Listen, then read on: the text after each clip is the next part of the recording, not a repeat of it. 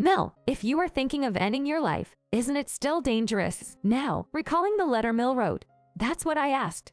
However, my husband Bob insisted he would talk to Mill alone later on. I had this gut feeling that he was hiding something, but I decided to let it go for that day. When I returned home, I received some unexpected good news. It felt like this would be my chance to finally get back at Bob without any hesitation. My name is Catherine, and I'm 33 years old. I live with my husband Bob, who's 35, and our 5-year-old daughter, Emily. My Mill lives alone nearby. My father-in-law passed away just 6 months ago. He was a wealthy man, and as per his will, Mill inherited most of his assets. However, she's been quite down ever since. Even though she inherited a fortune, the loss of her beloved husband, who she was very close to, has left a deep void in her heart. The grief is just too much for her. Even after 6 months, my Mill still hasn't recovered. I've been trying to squeeze in some visits between my part-time job, bringing little Emily along. The only time we see a genuine smile on Emil's face since my father-in-law passed away is when she's with her granddaughter, Emily. Emily, too, to cheer up her grandma, has been more proactive in visiting Emil's place. Grandma, today, I drew a portrait of you. What do you think? Oh, Emily dear, thank you. It's very well done. Looks just like Grandma. Listening to their sweet conversation, I get on with preparing some tea. No, Emily, I baked some cookies today. Let's eat them together. Eating my homemade treats together always brings out an extra smile from Mill. I hope that, little by little, she finds her strength and happiness again. Now, while we're putting in all this effort for Mill, my husband, her own son, seems entirely disinterested. To make matters worse, he's been constantly using work as an excuse, saying he's too busy and has been working late frequently. I'm sorry, I'll be coming home late again today. At first, he used to apologize, but lately, the only message I get is, I don't need dinner tonight. His overtime hours have been increasing, and it's now common for him not to come home even after 10 p.m. Frankly, he's coming home way too late, and the number of days he's doing overtime is just too much. Bob, are you really that busy at work? If you keep this up, you'll burn yourself out, I said, worried. Despite my concern, he retorted, can you not nag me? I'm working for our family. I can take care of myself, so don't meddle. Is this sort of thing normal? I decided to consult my Mill about being unfairly scolded. Mill, Bob's been coming home really late recently. I've tried talking to him, but he just gets mad at me. He's been acting that way.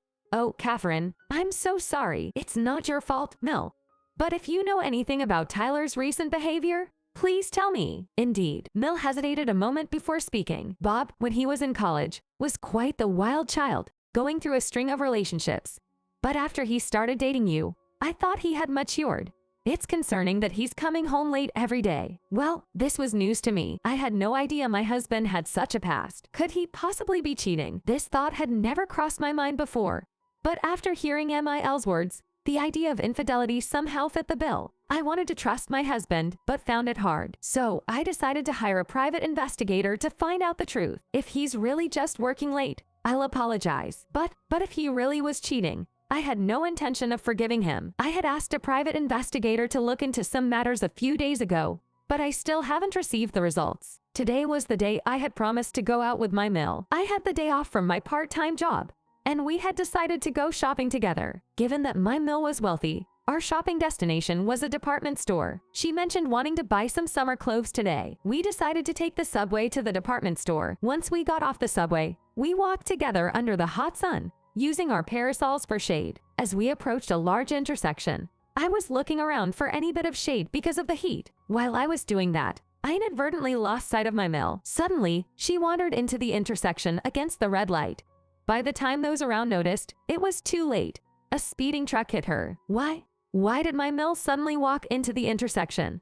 If only I hadn't taken my eyes off her. I couldn't help but think that way. She was immediately rushed to the hospital in critical condition, unconscious. The doctor explained that her chances of recovery depended on her strength. My husband, Bob, managed to get off work to rush to the hospital. I kept blaming myself. Seeing me like this, Bob said, "It's not your fault, Catherine.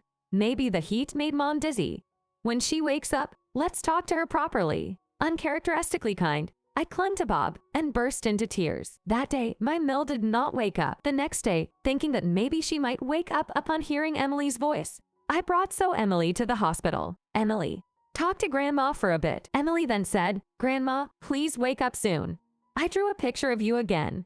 I want you to see it." Saying that, she spread out a piece of drawing paper. On it, our family, including my Mill, was drawn. I truly wished my Mill would wake up soon and praise Emily's drawing. Around that time, a letter addressed to my husband, James, arrived, apparently from my Mill. It hadn't been delivered to our home.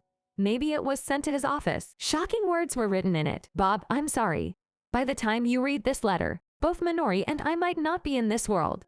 I will take Catherine with me." What? My Mill was implying she wanted to end her own life and take me with her. But I'm very much alive and well. With so many questions, I asked James to show me the letter from my Mill. However, he refused. Why would he deny me the right to see it? I believe I have every right to read it. But James stubbornly refused to show it to me. I caught a glimpse of the postmark, and it was dated the day before the accident. The handwriting seemed feminine, but from a distance, it wasn't clear if it was actually written by my Mill. Why is James so adamant about not letting me see the letter? I can't help but suspect something is amiss. Days passed. Emily and I visited my Mill every day as she continued to sleep. At first, my husband accompanied us for the visits, but he has since stopped coming, saying work has gotten busy. Balancing his own mother and work, and choosing work over her, I couldn't fathom his decision.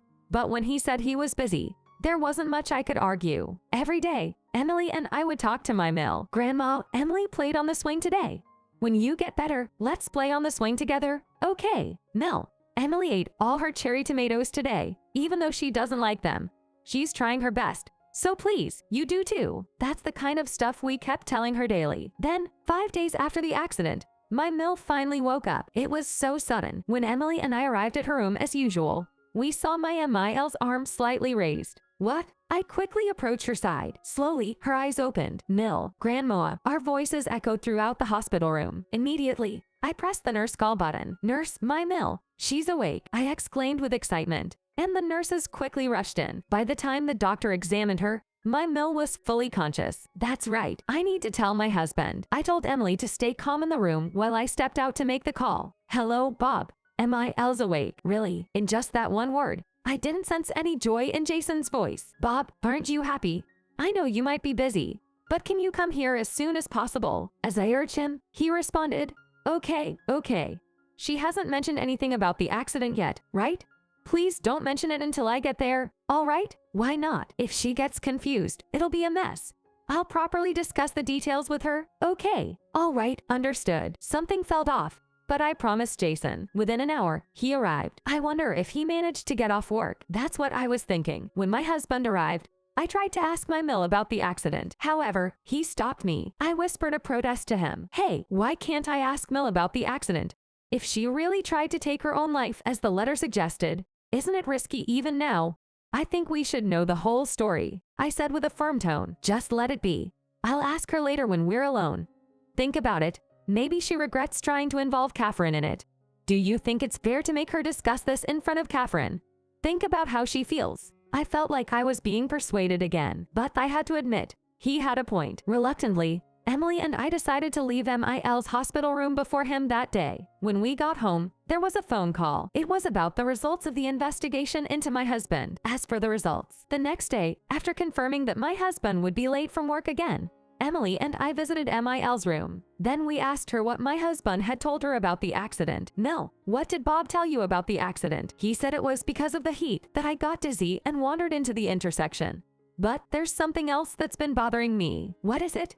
"Did you remember writing a letter?" "A letter? I didn't write anything like that." "Oh, I see. I'm sorry. Could you tell us more about it?" "Well, I do remember that day of the accident was indeed hot. But that couldn't be helped. I was in my right mind. However, on the other side of the intersection, I felt like I saw my dad calling out to me. He looked just like him, wearing a suit." "What on earth does that mean?" "Your father is already in heaven, and even Mill knows he's no longer in this world. But if she thought someone looking so much like him was calling her, she might feel compelled to approach. I'm beginning to think that this might have been staged. After all, my husband has been cheating." I decided to call my husband, who said he'd be late. By the way, thinking it'd be unfair to let Emily endure the grown-up matters, I had her stay at a trusted friend's house. So the summoned husband arrived with a sulky face. "Catherine and Mom, why did you call me? The accident was due to the heat, wasn't it?" "That's not what your mother said, is it?" "Mill said she didn't write any letter. She also mentioned someone resembling her husband calling her.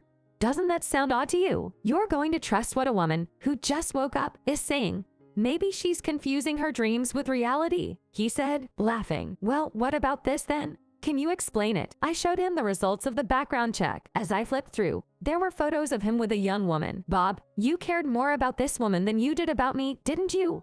Were you trying to get rid of Mill and me? Or maybe you were after her money? All these are damn selfish reasons. I could feel my voice rising. Hold on. I didn't try to take anyone's life. You're misunderstanding. You admit to the affair. Yes, I admit to the affair. So you did plan to get rid of us. Did you get that woman's brother to impersonate my father? How? How did you know that? Oh, the way you put it sounds like you're admitting it. But even if you don't admit it, I've already heard the testimony, so I know for sure. Wait, does that mean? Yes, this morning, I met your mistress. And I heard everything about the accident and the letters. It seems both your Mill and I surviving was not part of the plan. Huh? But before our lives are threatened again, I thought we'd settle this. The Mill, who had been silent until now, spoke up. Bob, did you really want to take our lives? For money? Because the affair got serious? If it's true, it's just pathetic. The Mill said with tears in her eyes. Being called pathetic by the Mill, it looked like Bob finally gave in and started to speak bit by bit. What could I do? I thought it was just an affair, but then it became serious. I could only think of Catherine as an obstacle, but I wanted to keep Emily safe. So I targeted the day Catherine and my mom were going out alone. And then everything happened as Catherine mentioned. I showed my mom a man who looked like my dad, who was actually my mistress's brother, to make her have the accident intentionally. Ideally, I wanted Catherine to be involved too, but it didn't turn out that way. And even my mom survived, so I didn't get any money. This plan was doomed from the start. I cooperated because she said it would definitely work out. She must be referring to his mistress. What a foolish husband. How could such a plan ever succeed? The Mill stated with a finality in her voice. Bob, I'm done with you.